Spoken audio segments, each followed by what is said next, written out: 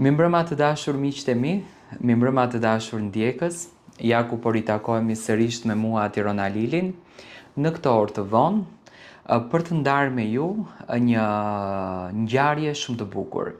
Në fakt me Elionën pas kemi një diçka të veçantë. Eliona sonte ka ditëlindjen, gjithashtu ditëlindjen kam edhe unë. Unë mbush 32 vjeç, ndërsa Eliona 19.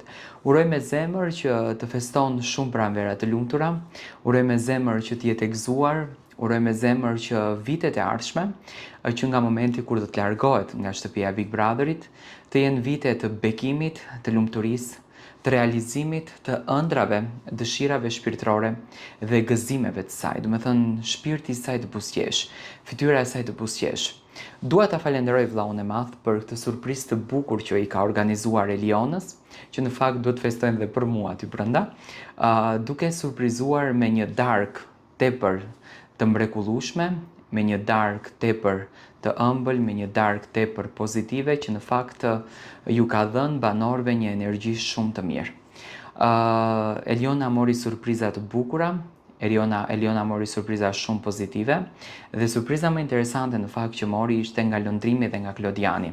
Ato kishin kërkuar në dhomën e rrefimit nga vllau i madh që të bëhet një varse simbolik për Elionën me nënën edhe me motrën e saj, nënën që e ka humbur dhe motrën që e ka humbur.